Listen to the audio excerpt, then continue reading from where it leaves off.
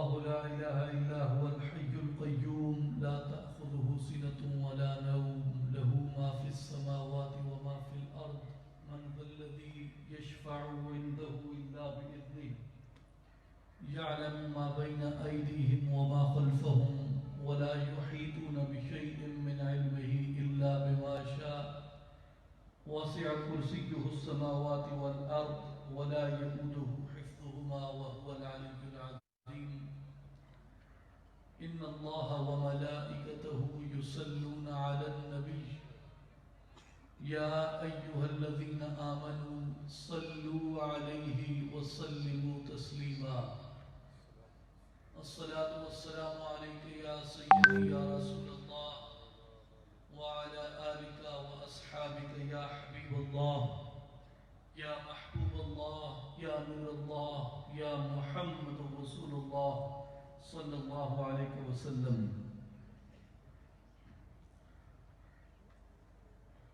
काबिल इज़्ज़त एहतराम मुअज़्ज़िज़ व मोहतरम सामईन, हाज़रीन, नाज़रीन, बुज़ुर्गों, भाइयों, साथियों, अस्सलामु अलैकुम व रहमतुल्लाहि व बरकातुहू।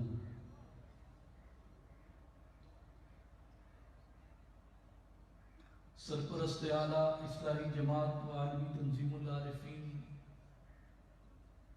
कायद मा मुर्शिद मा हज़रत सुल्तान मोहम्मद अली साहिब की जानिब से और इस्लाही जमात व आलमी तंजीमुल आरिफीन बकर की तमाम इंतज़ामिया की जानिब से मैं आप तशरीफ़ लाने वाले भाइयों का, बुज़ुर्गों का खैर मक़दम करता हूँ और शुक्रिया अदा करता हूँ कि आप इस्लाही जमात के सालाना मुल्क गिर दौरा के इस अज़ीम शान इज्तिमा में तशरीफ़ लाए और अल्हम्दुलिल्लाह इस्लाही जमात व आलमी तंजीमुल आरिफीन का ये काफ़िला पूरे मुल्क पाकिस्तान में ख़ातमुल अंबिया सल्लल्लाहु अलैहि वसल्लम की ज़ात गिरामी से मोहब्बत और दीन मुबीन से अज़्म वफ़ा का और बुज़ुर्गान दीन असलाफ़ व अकाबिर की तालीमात का अहया करने के लिए उस पैगाम को बारे दिगर अपने दिलों में रोशन करने के लिए और अपनी इस्लाह और अपनी तरबियत के लिए इन इज्तिमाआत का इनेकाद करती है। और ना सिर्फ पाकिस्तान में बल्कि दुनिया भर में कई ममालिक में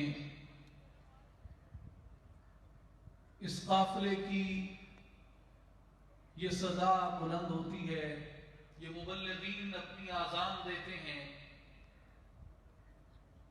और इस बदौलत आज हजारों नहीं बल्कि लाखों नौजवानान मिल्लत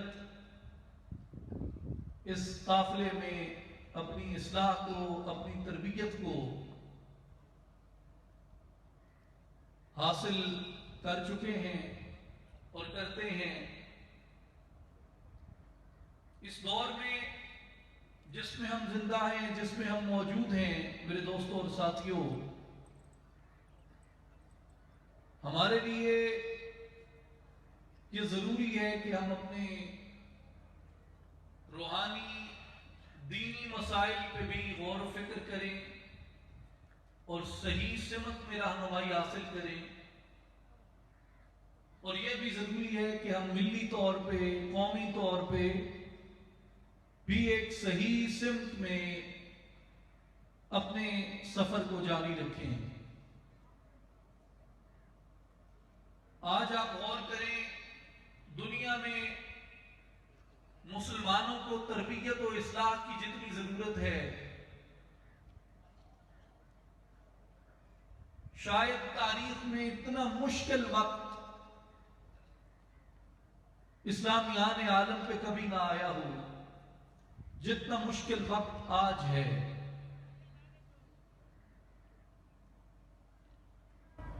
हमारी 59 रियासतें हैं,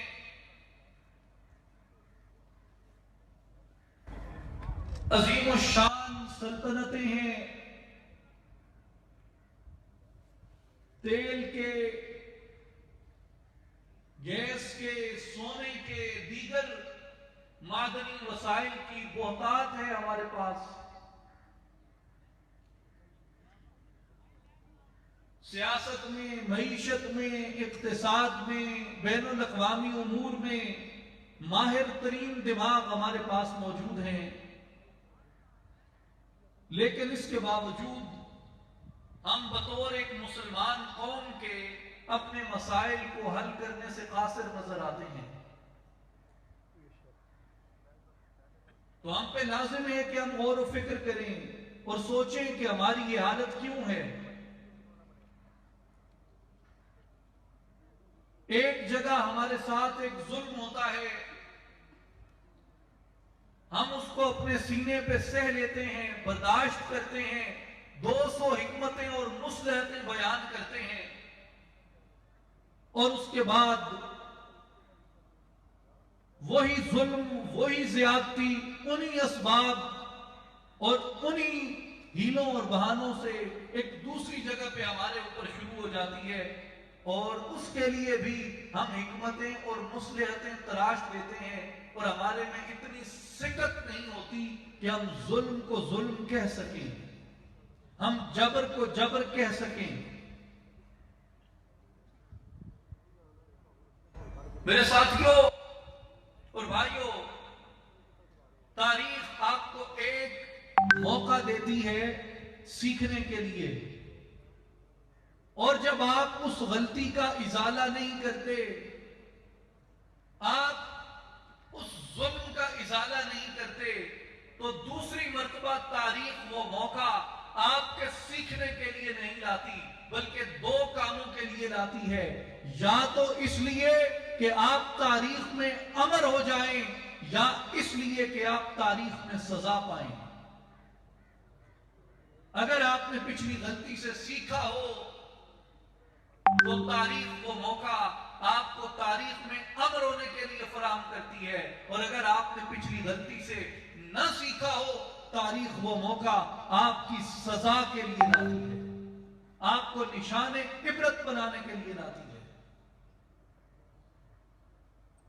आज हिंदुस्तान में जो कुछ हो रहा है,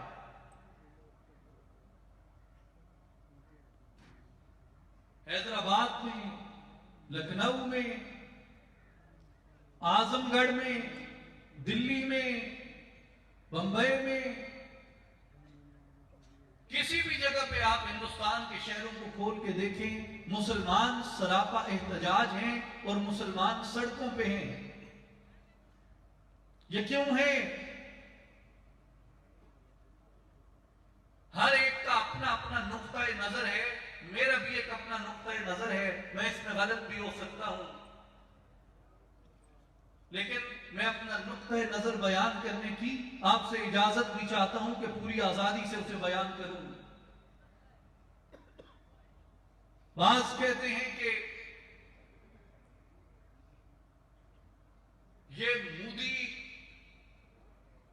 के फाशिस्ट नजरिए की वजह से है, और मोदी से पहले मुसलमान एक बड़ी पुरअमन जिंदगी गुजार रहे थे, और ये तो बीजेपी का नजरिया है।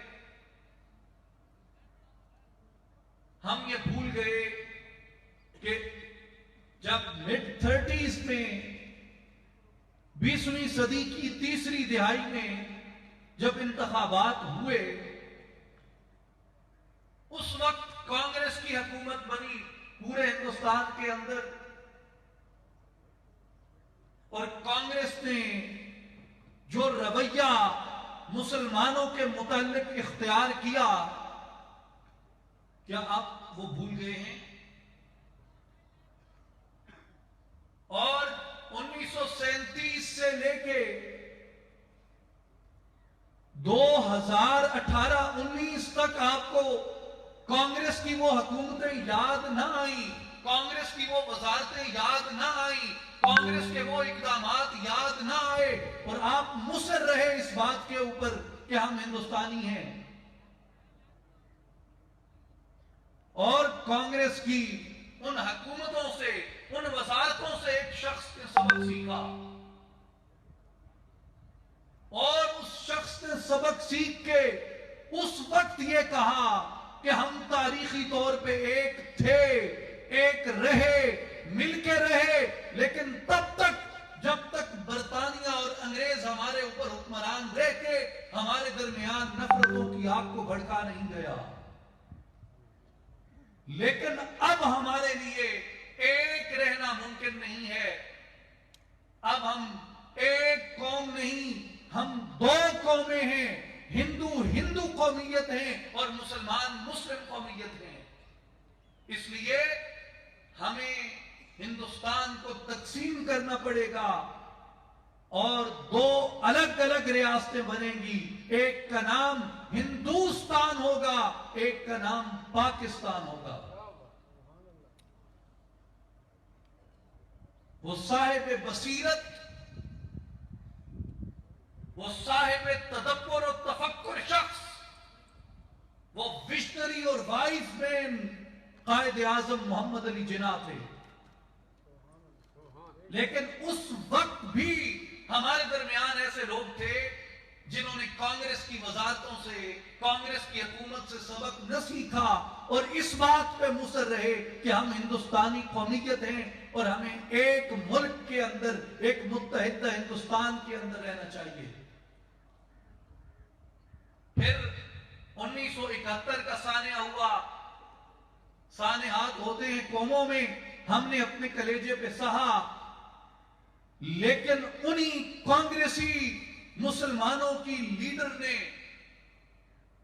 हिंदुस्तान, जिसको लिबरल पार्टी कहता है कांग्रेस को, जिस नेहरू के आज यहां गुण गाए जाते हैं, उस नेहरू की, जवाहरलाल नेहरू की बेटी ने, और जिस गांधी को मेरे भाई, मेरे बेटे, पाकिस्तानी कौम के सपूत अपने सीएसएस और कॉम्पिटिटिव एग्जाम में जिस गांधी को अपनी फेवरेट पर्सनैलिटी लिखते हैं, उस गांधी की सियासी पैरोकार इंदिरा गांधी ने कहा था, बांग्लादेश के अलग होने पे, मशरकी पाकिस्तान टूटने पे उसने कहा था कि हमने मुसलमानों का 1000 साल इख्तिलार बुहेरे अरब में बहा दिया है।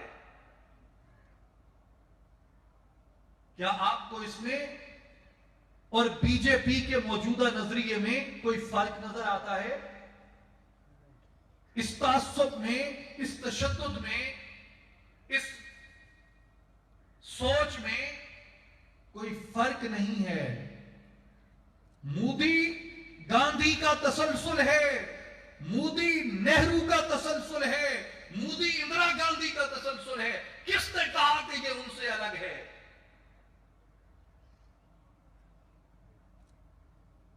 मेरे दोस्तों, फिर एक वाकया आपके साउथ एशिया और साउथ ईस्ट एशिया के बॉर्डर के ऊपर हुआ, जिसे मशरिक बईद कहते हैं।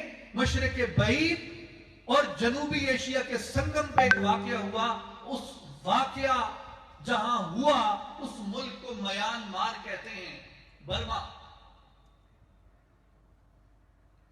वहां एक खित्ता है अराकान, जिसमें एक मुस्लिम इकलियत बस्ती थी, रोहंगिया उन्हें कहते हैं। आपने उनके कटे हुए आज़ा और जानवरों की तरह उनकी दरख्तों से लटकाई हुई लाशें, और हकीकतन ये कोई इस्तिआरा या तशबीह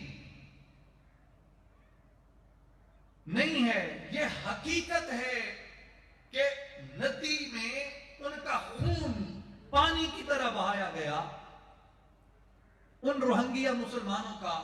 आपने उनकी तारीख से न सीखा। रोहंगिया के साथ बर्मी बुद्धिस्ट एक्सट्रीमिस्ट हुकूमत ने क्या किया? वो बुद्ध जो अपने आप को दुनिया में अमन के सिंबल के तौर पे पेश करते हैं, उन बुद्धिस्टों ने बर्मी मुसलमानों से क्या किया? सबसे पहले उन्होंने कहा 1960s में उन्होंने कहा कि हम नेशनल जो इंदराज होता है कौमी सतह पे शहरियत का, नेशनल सिटीजनशिप रजिस्टर लाएंगे कि कौन हमारा शहरी है और कौन हमारा शहरी नहीं है। बर्मा ने कहा। फिर उन्होंने कहा कि अब रजिस्टर बन चुका, अब हम तय करेंगे कि कौन कौन बर्मा का शहरी रहा और कौन न रहा।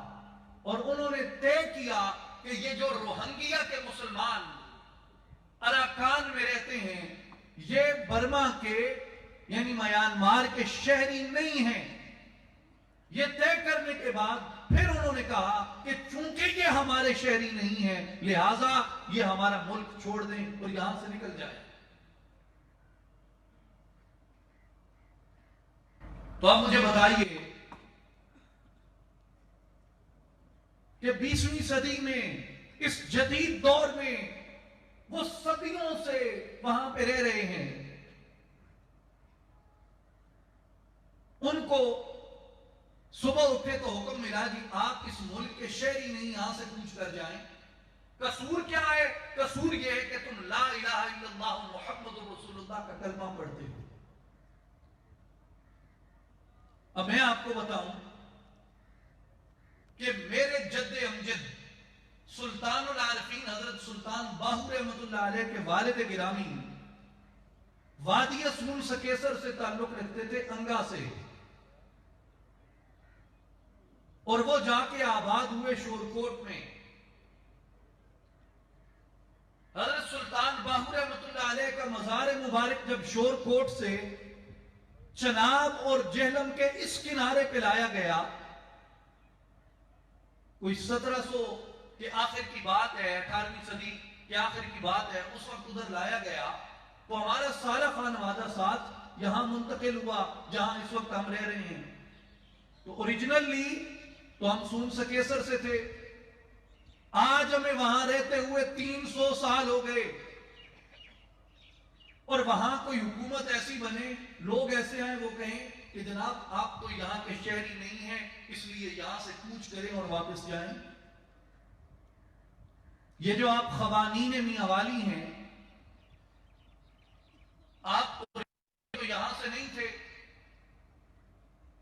ओरिजिनली तो ये कबाइल जो मियावाली में और इस इलाके में खानों के आबाद हैं, ये तो अफगानिस्तान से, सेंट्रल एशिया से आके यहां आबाद हुए हैं।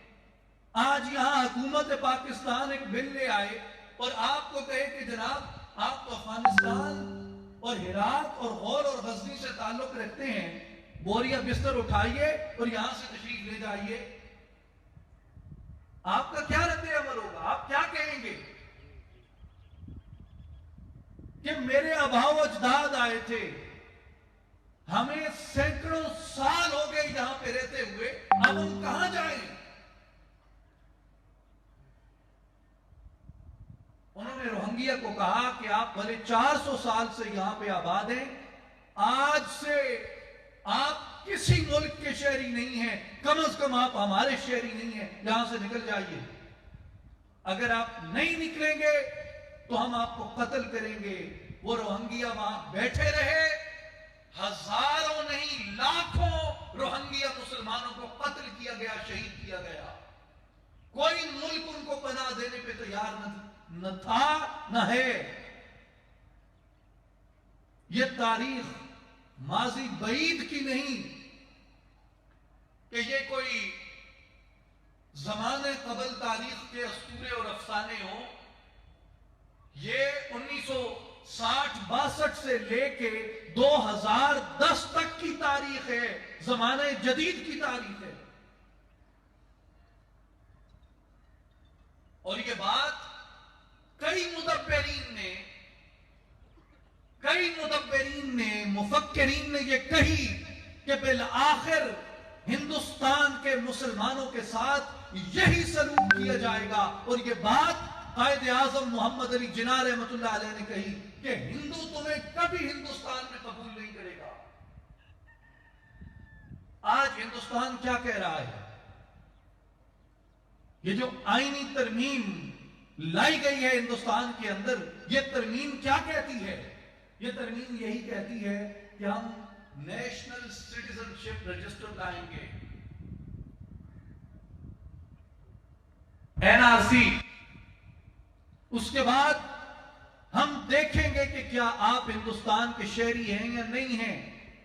और उसमें उन्होंने इंतकाम लिया मुसलमानों से। उन्होंने कहा जी बुद्ध हो, सिख हो, हिंदू हो, जैन हो, ईसाई हो, कोई हो, उनकी शहरियत कबूल कर ली जाएगी सिवाय मुसलमानों के। मेरे मुसलमान भाइयों और साथियों, मुझे बताओ कि क्या तारीख पहले यही वाकया दोहरा नहीं चुकी? एक मिलिट्री जनरल थे ब्रिटिश इंडियन आर्मी के अंदर, उनको कायदे आजम मोहम्मद अली जिन्ना ने कहा, कायदे आजम ने कहा कि I need you in my country to reorganise my military. मैं तुम्हें पाकिस्तान में चाहता हूं कि तुम आके मेरी फौज की तंजीमें न करो कि फौज अपने इब्तदाई मरहले में थी। उन्होंने कहा sorry mister Jinnah, I don't believe in your argument. मैं तुम्हारे इस जो दो कौमी नजरिया है, तकसीम हिंद है, मैं इसे तस्लीम नहीं करता। वो हालांकि वो मुसलमान थे। कायदे आजम ने उनको कहा, कायदे आजम ने कहा कि देखें, मुझसे ज्यादा हिंदुस्तान का खैर खा कोई नहीं रहा। मुझे हिंदू मुस्लिम इत्तेहाद का सफीर कहते थे, लेकिन मैंने टाइमली शनाख्त कर लिया कि हम हिंदुओं के साथ मिलकर नहीं रह सकते अंग्रेज के जाने के बाद। और मैं अपने हिस्से का जो काम कर सकता था मैंने कर दिया है। आज वक्त है जनरल तुम्हारे पास, इस मुल्क में आ जाओ, ये कौम बन जाएगी। लेकिन अगर तुम नहीं आए, जो बात मैंने अपनी उम्र के इस हिस्से में शनाख्त कर ली कि हम इकट्ठे नहीं रह सकते, एक वक्त आएगा तुम मेरी बात की तस्दीक करोगे कि ये बाबा ठीक कहता था। वक्त गुजर गया, पाकिस्तान से एक वफद हिंदुस्तान गया। वो जनरल जो थे वो वजीर रहे, हिंदुस्तान के वजीर तालीम रहे। एक वफद उनसे जाके मिला, उन्होंने अपने घर पे बुलाया और उन्होंने उस पाकिस्तानी वफद को कहा, उन्होंने ये वाकया बताया कि मुझे कायदे आजम ने ये कहा था और मैंने उस वक्त इनकार किया कायदे आजम को कि मैं नहीं आ सकता। उन्होंने कहा कि आज मैं इस बात की तस्दीक करता हूं कि जिन्ना जो कहता था इनके बारे में सच कहता था। लेकिन आज मेरे पास वक्त नहीं है कि मैं उस तकदीर को बदल सकूं जब मैं उसे जिन्ना के साथ मिलकर बदल सकता था। यहां पे आपको बताया जाता है कि फुला मुफक्किर हिंद ने और फुला अजीम मुदब्बिर ने पाकिस्तान के मुतल्लिक ये पेशीन गोइयां की और कहा कि पाकिस्तान में ऐसे वैसे होगा और फिर पाकिस्तान 2 लाख हो जाएगा और फिर मौजूदा पाकिस्तान में इस तरह के इंतशार उठेंगे। आपको कई नाम नेहात मुफक्किरीन की पेशीन गोइयां बताई जाती हैं। मैं पूछता हूं, उस मुफक्किर ने क्या इस्लामियान हिंद के बारे में भी कोई पेशीन गोई की? क्या उन पर यह कयामत टूटेगी? अगर नहीं की तो क्यों नहीं की? क्या उसकी फिक्र ने इजाजत नहीं दी?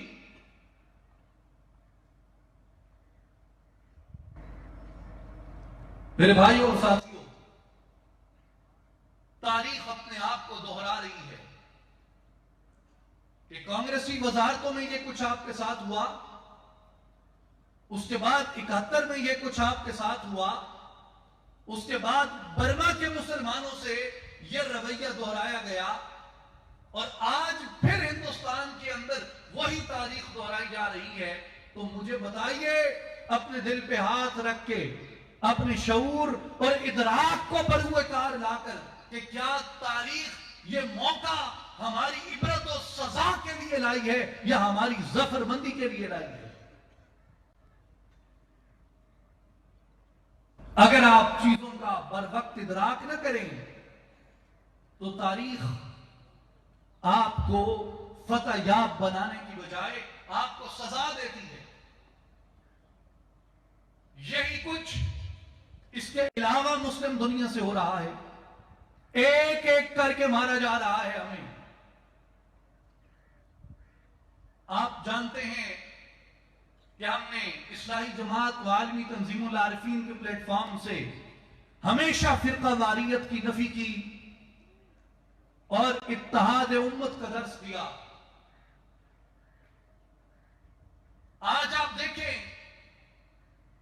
कि इस फिरका वारियत की वजह से किस किस ने क्या सजा पाई।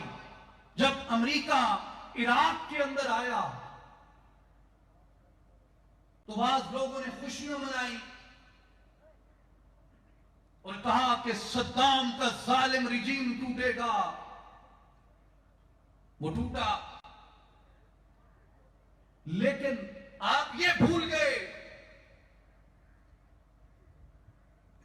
कि वो सद्दाम के दुश्मन नहीं है आलमी इस्तेमाल,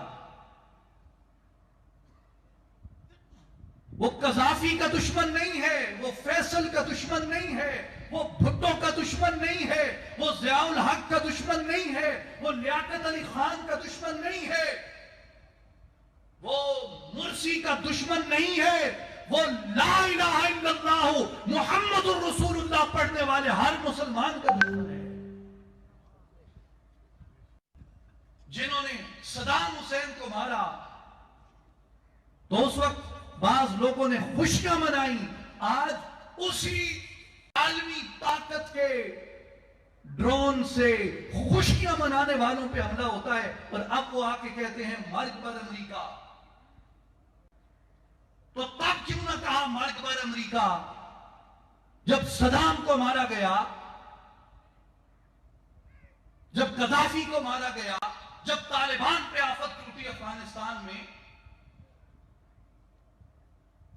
मेरे साथियों, मेरे भाइयों, तारीख खुली किताब है, हर एक को नजर आती है, सबक देने के लिए मौजूद है। सद्दाम को फांसी देने वाले मुसलमान थे, मुअम्मर अल कद्दाफी को कत्ल करने वाले मुसलमान थे, भुट्टो को कत्ल का फैसला सुनाने वाले, सजा पे अमल दरामद कराने वाले मुसलमान थे। शाह फैसल के सीने में गोली उतारने वाला उसका भतीजा था। कोई और तो नहीं है, बस खंजर आजमाई, हम ही कत्ल हो रही हैं, हम ही कत्ल कर रही हैं। लियाकत अली खान पे गोली का फैसला हो कि ये अब डिक्लासिफाई हुए।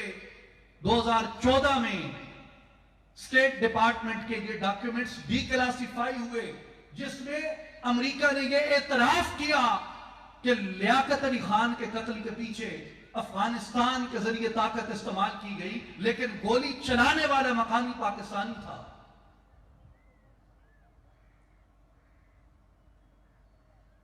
मुसलमानों को अरब दुनिया में आपस में लड़ाया गया, शाम के अंदर आपस में लड़ाया गया, इराक के अंदर 3 कुव्वतें इराक में खड़ी की गई, कुर्द, सुन्नी और शिया। 2003 से यह जंग शुरू हुई मेरे साथियों, आज 2020 है, 17 साल से शिया, सुन्नी और कुर्द इराक में एक दूसरे को मार रहे हैं। 2012 में जंग शुरू हुई शाम के अंदर, 9 साल से मुसलमान शाम में एक दूसरे को मार रहे हैं। 7 साल से मुसलमान यमन में एक दूसरे को मार रहे हैं। नुकसान किसका हो रहा है? पाकिस्तान में हमारे एक मर्द मुजाहिद और मर्द हक बाहर की जंग यहां खींच के ले आए और मुसलमानों को मुसलमानों से लड़ाया, शिया सुन्नी जंग का आगाज करवाया। उससे पहले तो कभी यहां इमाम बारगाहों में या खानकाहों में या एक दूसरे के मसालिक में बम नहीं फोड़े जाते थे। यही हम थे, यही हमसायगी थी, यही लोग थे, यही फिरके थे, यही तारीख थी। लेकिन उससे पहले तो यहां फिरका वाराना फसाद नहीं हुआ। हां, कादियानियों से हुआ, लेकिन उसके अलावा तो शिया सुन्नी इस तरह का फसाद, इस तरह का कत्ले आम के 80-80 लोग एक एक वक्त में कत्ल हुए। दोनों जानिब से बड़े बड़े उलमा कत्ल हुए। इस जंग का नफा किसको पहुंचा? मुसलमानों, दिल पे हाथ रखो, कोई एक शिया उठ के कह दे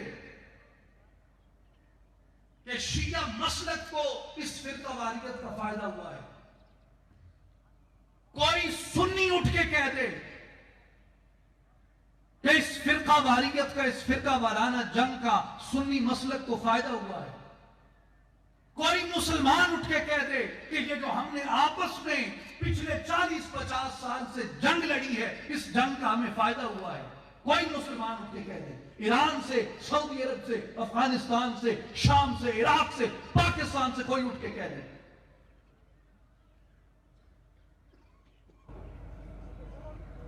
लेकिन आज इस अफरा तफरी का नतीजा क्या निकला?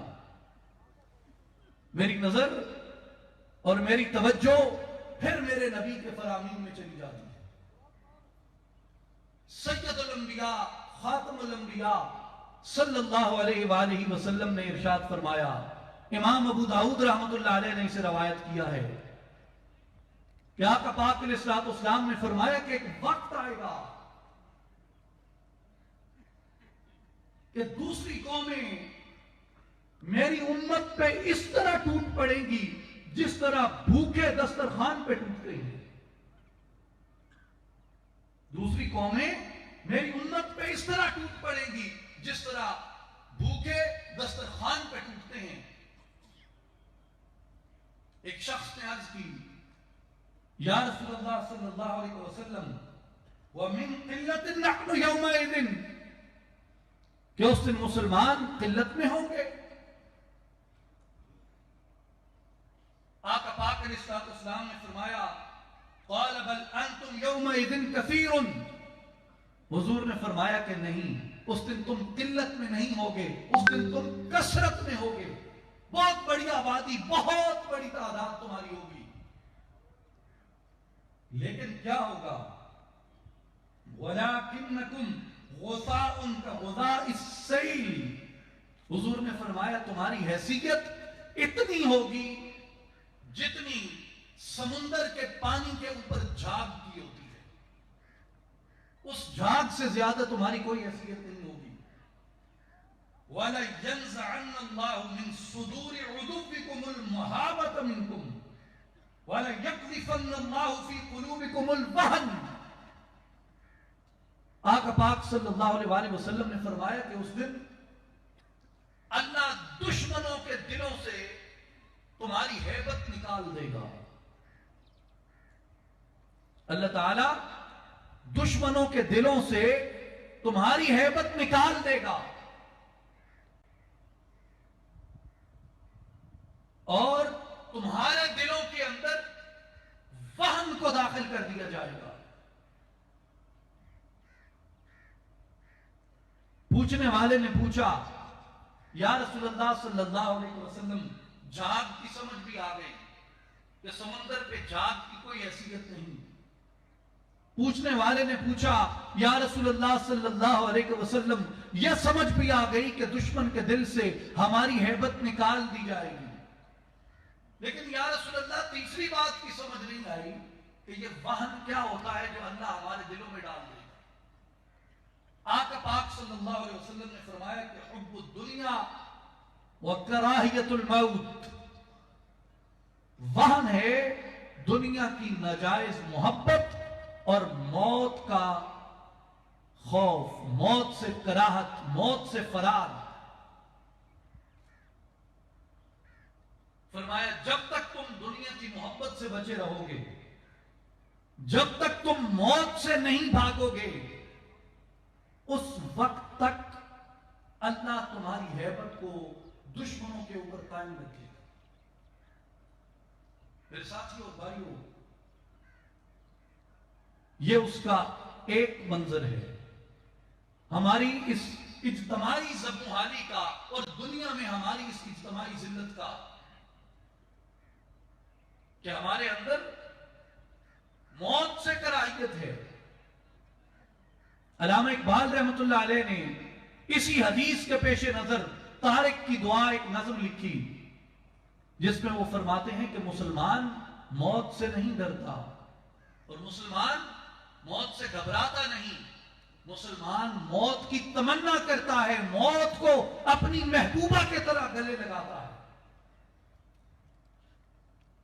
और मुसलमान जब मैदान जिहाद में होता है वो माले गनीमत को नहीं देखता।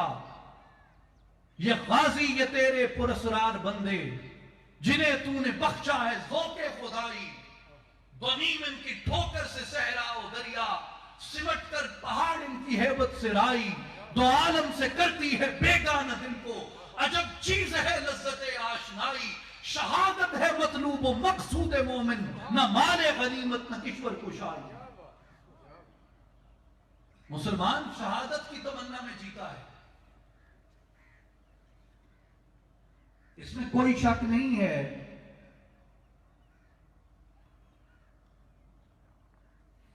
हमारी ड्यूटी ऐसी है, हमारे जिम्मे फरीजा ऐसा है, हर तरह का आदमी मिलता है, देखते हैं। जहां मायूसी है वहीं मैं ऐसे नौजवानों को भी जानता हूं जो कबल सहर बेदार होते हैं, रोते हैं मुसल्लों पे और दुआ क्या करते हैं, या अल्लाह दो चीजें मांगते हैं, तीसरा कुछ नहीं मांगते, इस्तिकामत की जिंदगी दे और शहादत की मौत नसीब फरमा। वो लोग भी हैं इसी कौम में, आप में हम में बैठते हैं। ये दुनिया अच्छों से खाली नहीं है मेरे दोस्तों,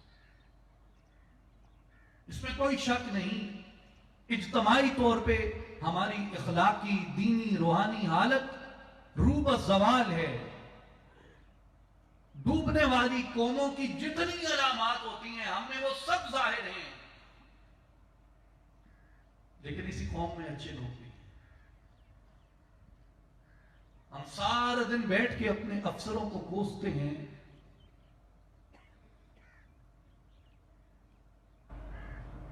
मैं तहज्जुद गुजारों को भी जानता हूं जिन्होंने जिंदगी में हराम की एक पाई ना अपने शिकम में उतरने दी, ना अपनी औलाद के शिकम में उतरने दी। हमारी वो बेटियां, हमारे वो भाई जो इस मुल्क की खिदमत पे मामूर हैं, वो हम ही में से हैं। हम उलमाए सू की बात करते हैं, दीन फिरोश मुल्लाओं की बात करते हैं, इसी कौम में, इसी मिल्लत में उलमाए हक की जमात भी मौजूद है।